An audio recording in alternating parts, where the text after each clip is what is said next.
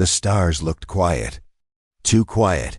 Commander Leon Hayes stood inside the orbital command station, Sentinel-1, watching a screen full of static. Behind her, officers typed quickly, scanning signals and data. Outside the wide glass window, Earth floated in the distance like a blue jewel in a black sea. Something was wrong. She felt it deep inside. "Ma'am," said Lieutenant Reeve, turning in his chair, "we just lost feed from the Mars satellites." All 6. Instant blackout. Leon's eyes narrowed. Could it be solar interference? No, ma'am. Not solar. The backup systems went down too, all at once. That's when the warning lights started blinking. 1, 2, 3, then dozens. Reeves' voice shook. "They're here." Hundreds of red blips appeared on the radar screen. Unidentified ships. No ID, no response codes. And they weren't small, each one the size of a city. "Are we being attacked?" Someone whispered, but the strange part, the ships didn't move closer. They just appeared. Holding position just beyond Earth's moon. Commander Hayes stepped forward. "Open a wideband signal. All languages, all frequencies." Her voice went calm and steady. "This is Earth's Defense Command. Identify yourselves. We are peaceful, but armed." There was no reply. Not even static. Hours passed. More ships arrived, and still no attack. No words. No movement. Hayes stood silent, watching the enemy that didn't speak. 3 hours later, Earth's top scientists joined via secure video. "It makes no sense," said Dr. Raymond, chief astrophysicist. "They came all this way, and now nothing?" Hayes nodded slowly. "It feels like they're waiting or watching." "Perhaps scanning our systems," said another voice. "Looking for weakness. But then why no signal? No scan patterns?" Everyone went quiet. Suddenly, a young technician on Sentinel-1 shouted, "Ma'am, we're getting a partial signal from Neptune sector. It's from a deep space probe." The screen lit up with a distorted video. A massive alien warship floated in the blackness. Its hull was torn open. But there was no fire. No scorch marks. Just a long, clean cut, as if a blade had sliced through it. "No way that was from a weapon," whispered Reeve. "Not a human one, not even theirs." The feed showed debris, but strangely neat. Too neat. There were no signs of a battle. No escape pods, no bodies. Just silence. The probe sent one last transmission before going dark. "We are not the first prey." The room turned cold. Later that night, Hayes sat alone in her quarters, staring at the transmission. Who were these? Aliens? Why send hundreds of ships, then go quiet? And what happened to the ship near Neptune? A new alert blinked on her screen. Another ship is gone. Not destroyed, vanished, just like the one before. No explosions. No signs of war. Gone. The next day, the Earth Defense Council called an emergency meeting. "These fleets are not behaving like conquerors," said President Okoro. "It's almost like they're hiding. Running from something." "But from what?" asked Hayes. "We have no threats near Neptune, and we never fired a shot." An old general stepped forward. "They didn't come to attack us. They came to escape something worse." The room fell. "Silent again," Hayes whispered. "Then why come here? Why not keep going?" That's when another alert came in. The alien fleet was changing formation, moving into a wide circle around Earth, but still not firing. A technician said, "It's like they're building a wall, but not around us, around themselves." Then suddenly, one of the alien ships blinked out of existence. Gone. No sound. No blast. And another. And another, one by one. Without warning, they vanished, as if swallowed by the dark. No energy spikes. No explosions. Nothing. Just gone.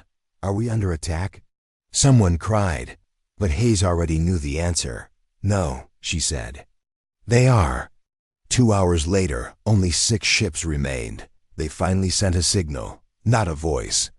Not a face. Just a Message and alien text, translated by Earth's AI. We didn't know it followed us. Now it knows you too. Then, silence again. Forever. Asterisk. The search ship Orion's Hand floated in deep space, just beyond the orbit of Neptune. Its engines were cold. Lights dimmed. Inside the dark ship, a small crew worked silently, staring at a strange sight outside their viewports. "Commander, you need to see this," said LT. Arlen, his voice tight. Commander Fiona Drake stepped closer. She looked out the reinforced glass window. A massive alien dreadnought drifted slowly in the black void. Its design was unfamiliar, sharp angles, glowing green symbols along its sides, and a hull that seemed to hum, but the ship was broken. Its center was sliced open like paper, not exploded, not melted, not twisted. Just cleanly cut. Drake narrowed her eyes. "Get us closer." "Full scan." The pilot obeyed, steering Orion's Hand carefully around floating debris. The rest of the alien fleet had vanished days ago. This was the first ship found since then. But there were no fires, no damage from weapons. Just silence. "Radiation levels?" Drake asked. "Normal," said Arlen. "No sign of energy discharge, no heat signatures. It's like it died in its sleep." Drake frowned. "No wreckage should be this clean." Minutes later, the team entered the alien ship through the broken hull.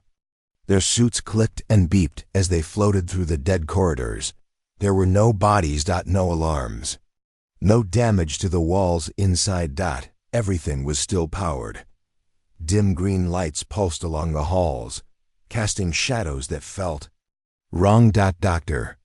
Alara Wynn floated beside Drake, scanning the air. "Oxygen levels are safe. No toxins, but something feels off. The metal here is still warm." Talon's voice came through the radio. "We just found their bridge. You need to see it." They floated forward and entered the command deck. The alien ship's bridge looked empty. Chairs, screens, control panels, but again no signs of a fight. No blood, no broken systems. And in the center of the room sat a single alien helmet. Drake slowly reached out and picked it up. Inside, not even skin, just a strange white powder. "Where's the crew?" Alara asked softly. Drake looked around the dark room. "I think they disappeared before they died." Back on Orion's Hand, the crew reviewed all data. Alara stood in front of the hologram, showing the ship's damage. "This isn't natural. No heat, no melting, no explosion. This slice is too perfect. Like someone cut it with a blade made of gravity." Arlen nodded. "Or something sharper than gravity." Drake crossed her arms. "Weapons check. No signs of use," Arlen said. "All systems were idle when they died." Drake turned to Alara. "What about that white dust in the helmet?" The scientist shook her head. "It's not bone, not ash, it's unknown. Could be the final stage of whatever killed them." "Final stage?" "Yes," Alara whispered. "Whatever it was, it didn't just destroy them, it changed them." Later, that night, Arlen watched the stars from the observation deck. His hands trembled. He kept thinking of the clean cut, the silence, the strange powder. Suddenly, one of the alien panels they had brought back lit up. He jumped. It was showing symbols, moving fast, almost like it was trying to speak. He called Drake and Alara. The alien device kept pulsing symbols. The AI translator worked hard, then finally beeped. One line of text appeared. "Do not follow." Another line appeared. "It does not kill. It erases." Then the screen flickered and died. Alara stared at it. "It doesn't kill?" Drake answered quietly. "No. It removes you from existence, like you were never there." They all stood silent. Suddenly, the ship's alarm screamed. "Commander!" A voice called over the intercom. "Something is out there." They rushed to the bridge. The sensors showed nothing, but the outer cameras were all frozen. Then a shadow passed by one of the windows. No shape, no sound. Just a flicker, as if something huge had moved past it. Impossible. Speed, was that another ship? Arlen whispered. No, said Drake. That was something else. She looked back at the empty space dot. It was silent again, and that silence felt heavier than ever. After sending a warning to Earth, Orion's hand prepared to leave. But before jumping to light speed, one last signal came from the alien wreckage. A low, broken message, not from the ship's systems, but from something deeper, buried in the data core. A whisper in a dying voice. It feeds on knowledge, curiosity, memory. Then nothing. Drake gave the final order. Get us out of here. As the stars stretched and the ship jumped to safety, she whispered to herself, whatever they ran from, we're seeing its shadow. And that was more terrifying than any war. The lights on Orion's hand flickered again. It was the third time in 1 hour. Commander Fiona Drake stared at the screen in front of her, watching strange static ripple across the image feed. She tapped the side of the monitor, but the noise didn't go away. Instead, something else happened. A voice whispered behind the static dot. At first, it sounded like random sound. A broken echo. Then clearer words came through. Run, the dark thing moves between worlds. Fiona leaned forward. Did anyone else hear that? Lieutenant Arlen turned from his station. His face was pale. Yes, Commander. It came through every channel. Audio, video, even the deep frequency bands. Alara stepped into the room, holding a data tablet. It's not a malfunction. That whisper came from the alien ship's memory core. But it's not alien language anymore, said Arlen. It's English. Broken English. Fiona nodded slowly. Then something learned. Later in the main lab, Alara worked quickly. Surrounded by alien tech, signal analyzers, and noise filters, she zoomed in on the waveform of the whisper. Again and again, the same pattern repeated. It sees when you listen. It listens when you see. She froze. It's aware of us through the recordings. Just then, all lights in the lab shut off for 2 seconds. When they came back on, the words were gone from the screen. Alara whispered to herself. It didn't like being decoded. Back on Earth, a secret facility deep under the Pacific Ocean received fragments of a different message from an old deep space probe. The signal had drifted for weeks before arriving. A sharp voice came through their speaker. Do not watch the signal too long. It rides inside perception. General Rhodes at Earth Command called Fiona immediately. Commander, burn every trace of the recording you found. Now. Sir, what is it? She asked. Rhodes didn't blink. Something worse than any enemy. Something that doesn't use weapons or war. It uses memory, thought, curiosity. We think it's a form of existence we don't understand. It infects minds through knowledge. Fiona stood still. That's why the aliens ran. That's why they said it moves between worlds. And now it knows we're listening, the general finished.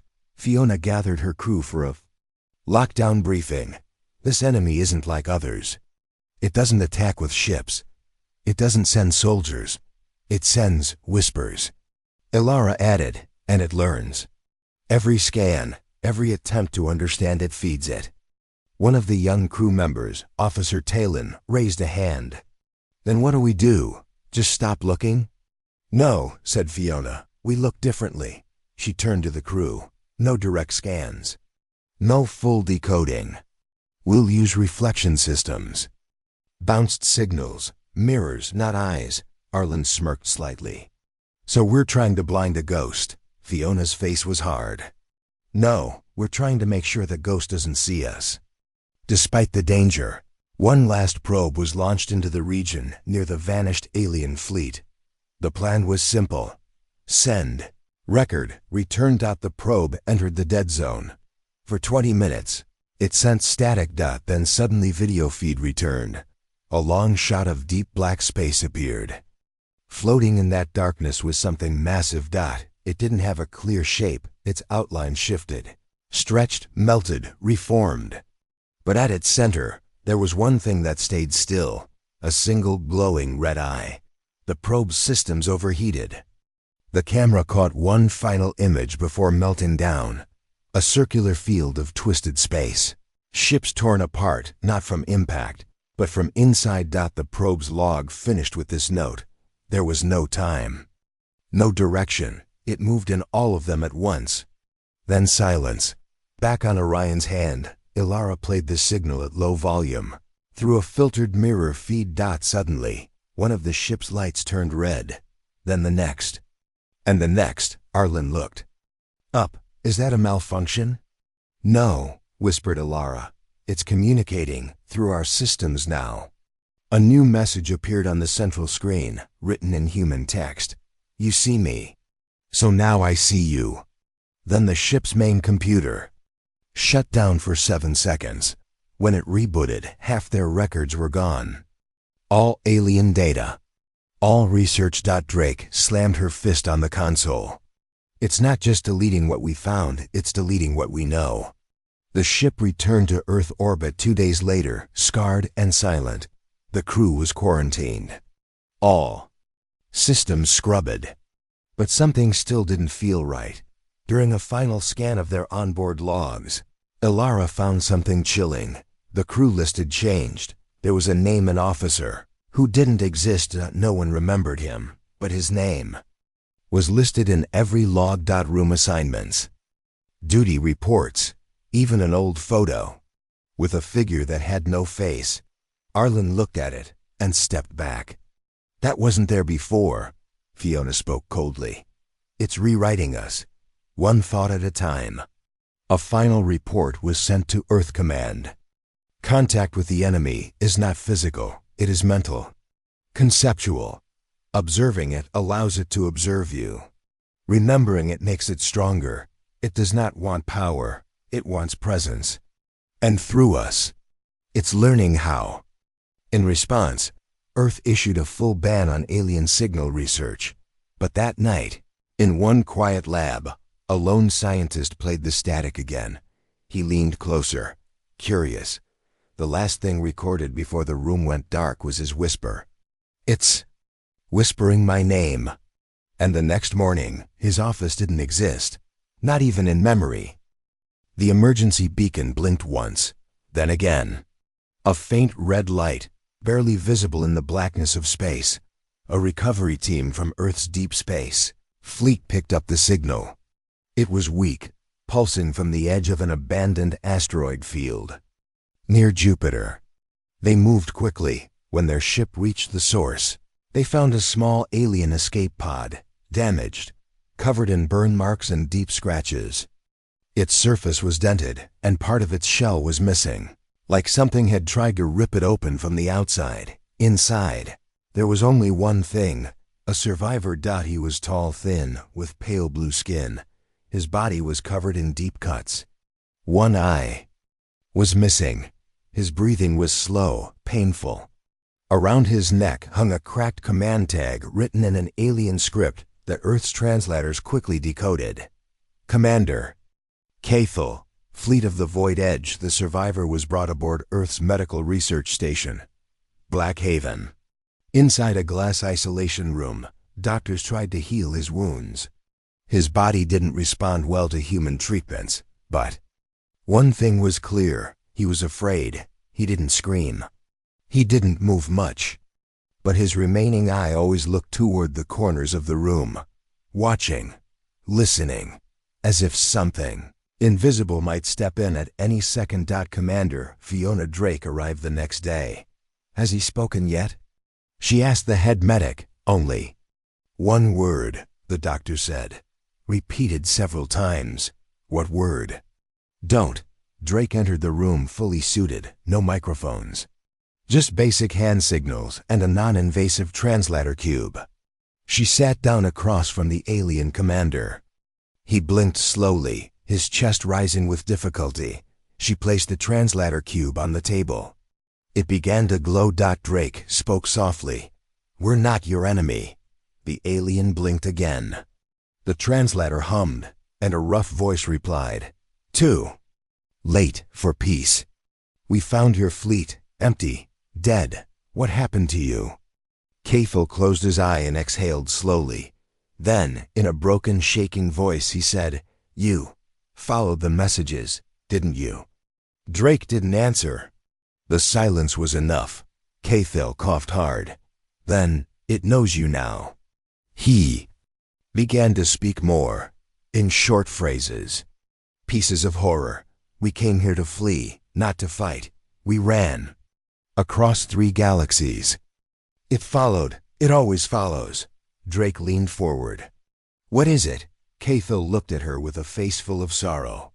Not a creature, not a ship, not a mind. It is a thought that became hunger. She frowned. I don't understand. You don't need to, he said. You just need to stop looking for it.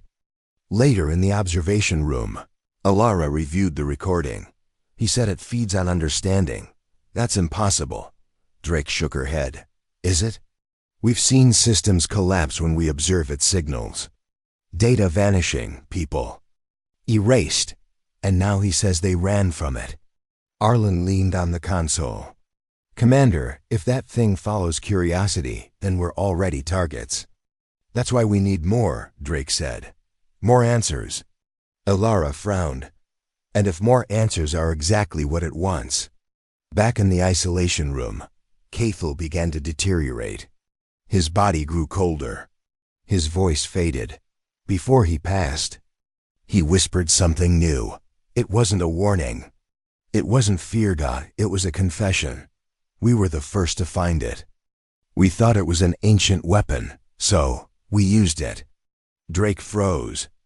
You used it? Cathal gave a faint nod. On our enemies. On our own people. It removed them. Whole cities, memories, history itself. No blood, just silence. Victory. Without evidence. He coughed again, blood running down his chin. But it didn't stop. His voice dropped lower. It learned we existed. And that was enough. His last words were soft, barely louder than breath. Don't make the same mistake. Don't let it remember you. After his death, the body was placed in a sealed pod and ejected into deep space. No study. No scans. Drake made sure of that. Elara stood beside her, watching the coffin drift away. You believe him? She asked. I do, said Drake. What if he was lying? Drake turned her eyes toward the stars. Then he died afraid. For nothing. But I don't think he was. That night, the power flickered on the station. Just for a moment. Alara woke up gasping. Her dreams were filled with static, whispers, and a red eye watching her through her own memories. She rushed to the lab. The data from Cathal's voice logs, every word was gone, replaced with one single message, we remember. And on the screen, the translation cube began to glow again, even though the alien was already dead. Captain Rallan of the Vorkari Empire stood before the large, cracked holomap inside his warship. His mandibles twitched in frustration. This should have been easy, he hissed. One dying planet, one human base, yet they're still alive. His second-in-command, Leth, clicked her claws nervously. Captain, maybe they're not as broken as we thought. Rallan turned sharply. They're humans. They fight loud but fall quickly. But that wasn't what the report said. The last 3 Vorkari squads sent to Earth had vanished. No distress calls, no wreckage, only silence. Rallan stared at the screen, then stabbed a claw at a glowing red dot, the human outpost. We'll handle this ourselves. Far below in Earth's ruins, Marcus crouched in the shadows of an old shopping mall. The place had once sold food and clothes. Now it was his battlefield. He whispered into the cum. The bugs are moving. Big ship overhead. They're getting close. A voice crackled in. You sure they'll follow? Marcus smirked. They always follow. The voice sighed. Let's hope your trap works. We don't get another shot. The Valkyrie landed near dusk. Their feet crunched over shattered glass and metal. Dozens of armored aliens moved in formation, scanning every shadow. Rowland barked orders.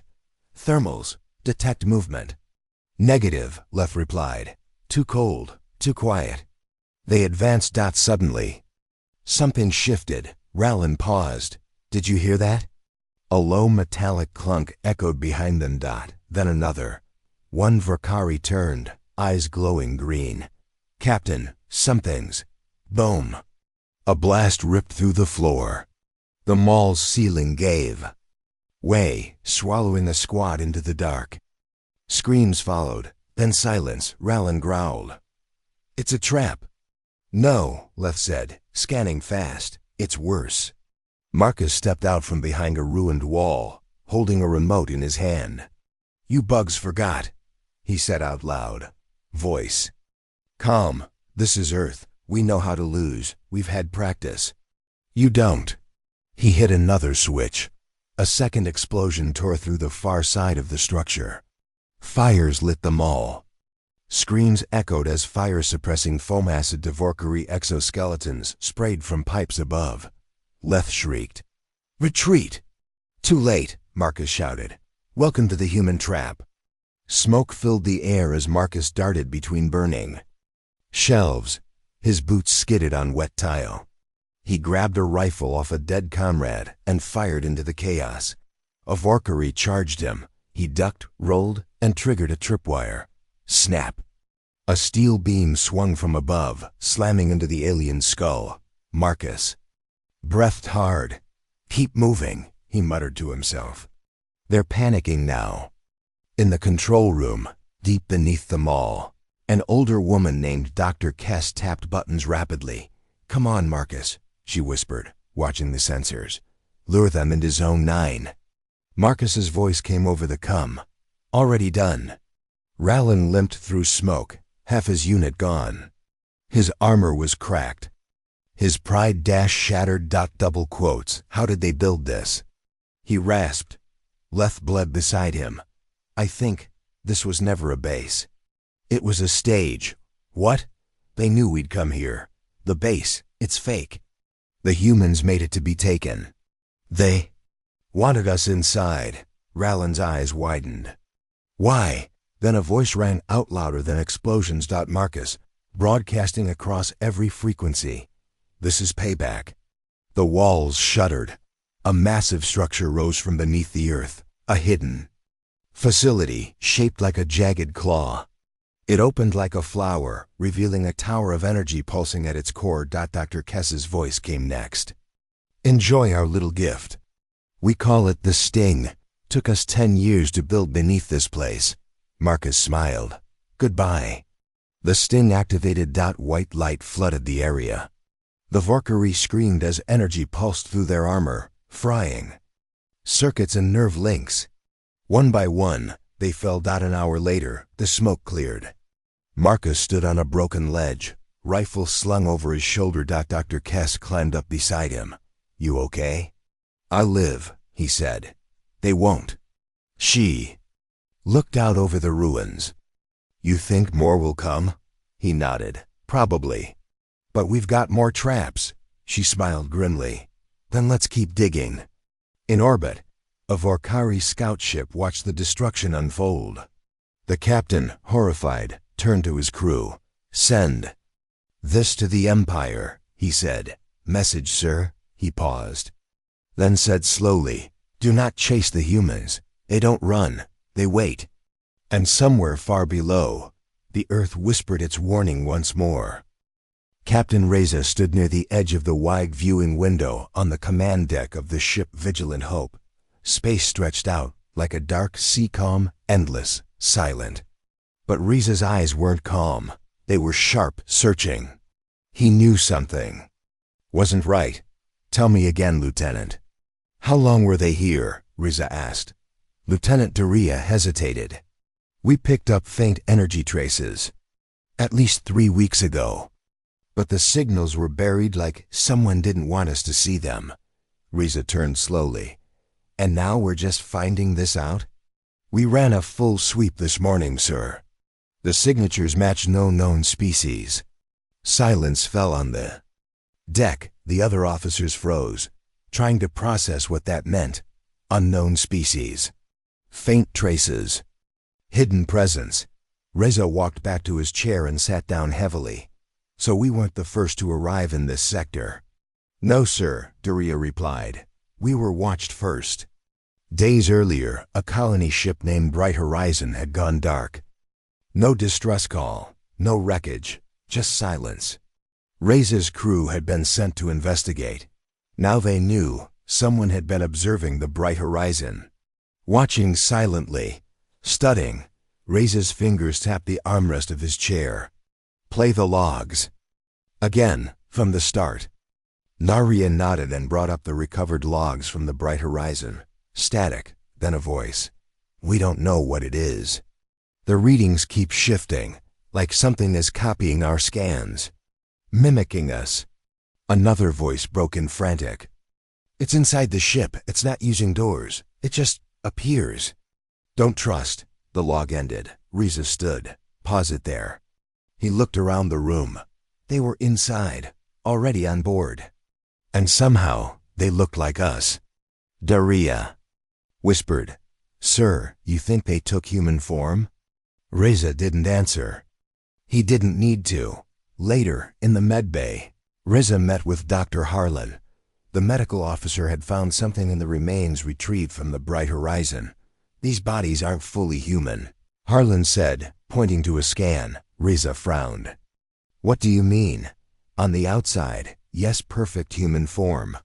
But inside, the organs are off, too efficient. Some aren't even organic. It's like someone tried to rebuild a human without knowing what all the parts did. Like a machine copying a picture, Reza said slowly. Harlan nodded. Or a predator dressing like its prey. That night, Reza walked the dark corridors of the ship alone. Every creak made him pause. Every shadow made his pulse quicken. He stepped into a maintenance bay and froze. A figure was standing by the wall, back turned, not moving. Who's there? Reza demanded. The figure didn't respond. I said identify yourself.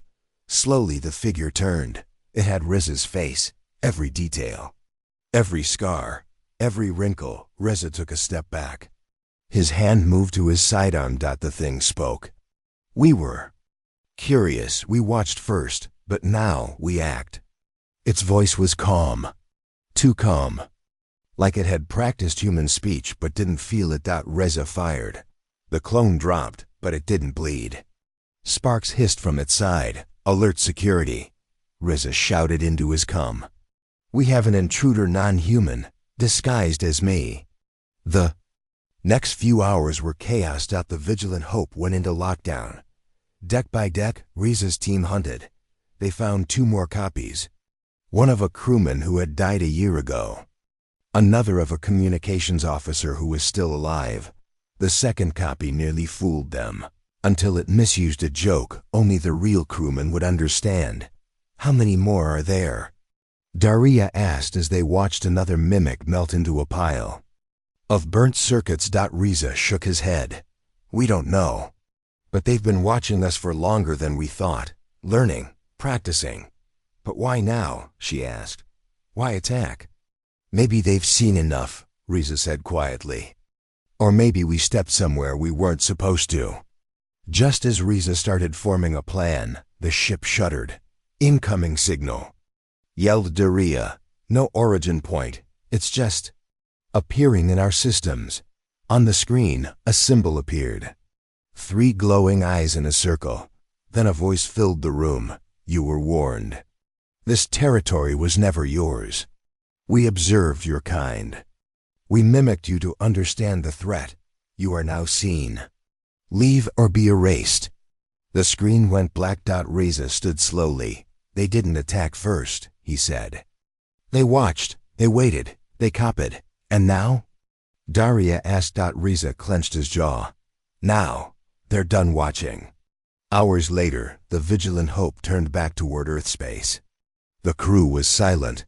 Shaken. Reza stood once more at the viewing window. He stared into the void. "We thought we were alone," he whispered. "Or at least we thought we were the ones doing the watching." A voice behind him, this time the real Darius, spoke gently. "What do we tell command?" Riza turned. "We tell them the truth." "And what's that?" He looked out again. That something was already out here. It watched us first. And now it knows we're not ready. The room went quiet. Every screen on the command deck lit up red. Captain Alara froze mid-sentence as the words echoed across the bridge. "Unknown energy surge detected. Source, Human Colony Alpha 4. Lieutenant Corin turned to her. "That colony was wiped out 5 years ago, wasn't it?" "That's what the report said," she replied, her voice cold. "Play the recording." The hologram flickered to life. A small human outpost, ruins covered in dust and ash. Then, from beneath the ground, a blinding pulse of blue light shot into the sky, cutting through clouds and disappearing into orbit. No ships. No survivors. Just the light. "That wasn't a weapon test," whispered Corin. "That was a signal, or a trigger." Ilara stood. "We're going there now." The ship Indomitable dropped out of warp, just outside the Alpha 4 system. "What?" They saw it chilled them. Dozens of alien vessels floating around the colony remains. Scanning the planet. Elara recognized the insignia on the ships. "Threxian Syndicate," she muttered. "Scavengers, but smart ones. If they're here, they sensed the same thing we did." The comms officer chimed in. "They haven't detected us yet. Stealth field is holding." "Good," she replied. "Get me a landing team. We're going in quiet." The descent pod sliced through the gray clouds and landed in silence. Dust swirled around the team as their boots touched the cracked ground. "This place feels wrong," said Ensign Mia, sweeping her scanner across the barren soil. "It's like the ground is humming." Ilara knelt by a deep crack in the earth. It pulsed faintly. "It's still active," she said. "Whatever that was, it's not over." They followed the pulses underground into the ruins of the colony's command center. Most of the structure had collapsed, but something deep beneath remained untouched. A metal door, covered in strange markings, glowing faintly. "What is that?" Corin asked, stepping closer. "It's not ours," Ilara replied. "But it was buried by our people." Mia pointed at a set of letters etched into the side, human letters. "Project GII." The door opened with a deep hiss, revealing a long tunnel lined with old human tech, some of it fused with something ... alien. They descended until they found a massive chamber. At the center, a sphere of blue-white energy hovered above a platform, connected to wires, strange roots. "And bones, human bones." Mia's eyes widened. "This isn't a weapon. It's a living system. It absorbed energy from everything that died here." Corin whispered, "That blast we saw, was this thing waking up?" Suddenly, alarms screamed in their ears. Illyra's cum blinked. "To life, Captain," shouted the ship's officer. "Threxians just launched ground troops. They're coming for you." Ilara looked at the sphere. "Then we activate it before they do." "But we don't even know what it does." Corin protested. "We don't need to. If it scared them, it might save us." She stepped toward the core. As her hand touched the glowing field, it reacted. Images flashed through her mind. A voice spoke. "I was made to protect what remains. I am Earth's answer. Release me." Ilara nodded. "Quotes do it," she whispered. Above, in orbit, the Threxian fleet began to power up their weapons, ready to erase the planet and anything on it. Suddenly, a massive pulse of energy erupted from the planet's surface, not just light, but something deeper. It raced through space, hitting the alien ships like a wave. Their systems crashed. Shields died. Engines froze. One by one, Threxian vessels shut down. Dark and drifting. On the ground, Ilara gasped as the energy passed through her. She felt it. Memories, pain, strength. It wasn't just technology. It was the will of those who had died. Here, now awakened. Corin stared in awe. Captain, that thing. It's made from us, our people, their final emotions, their rage. Their hope, Mia added. It's not a weapon you fire. It's a guardian. A last gift we never knew we had. Hours later, aboard the Indomitable, the team watched as the energy field expanded, wrapping around the planet like a protective shell. It hummed like a heartbeat. The Threxians are fleeing, the comms officer reported. Whatever that pulse was, they don't want any part of it. Alara stood in silence. Then she said, "We lost this colony years ago. But in death, they left behind something stronger than warships." She turned to the crew. "We thought we were alone, weak, but we were watched. And we had more than just weapons. We had our people's will. Their memories." Corin stepped forward. "And now the galaxy knows. Humanity doesn't fall quietly. We rise even in ashes." Alara nodded slowly, eyes fixed on the stars. "We didn't know what we had, until it saved us." And in the silence of space, the pulse from Alpha 4 continued to echo, a silent warning to all who might think Earth was vulnerable. The galactic courtroom was quiet. Too quiet. Thousands of alien species sat in silence. Their eyes, some glowing, some blinking, some on stalks, were locked on the empty center. Earth had been called to stand trial. And yet, no human had arrived. High. Chancellor Vrex of the Zern Dominion slammed his clawed hand against the crystal podium. "Where are they?" Earth was given the coordinates. They were told to respond. "This is an insult to the Council." From the far edge of the chamber, a voice spoke calmly. "We don't attend trials where the sentence is already chosen." All eyes turned. A human stepped forward, one single figure. No army, no fleet, no weapons, just a woman in a dark, clean uniform. Her short hair was neatly combed. Her boots clicked softly against the glowing floor. "You are not the Earth representative," Vrex snapped. "Your face is unknown. My name is Commander Alira Hayes. I wasn't invited. But I have something you need to hear." The Council erupted in noise, shouts, laughter, warnings.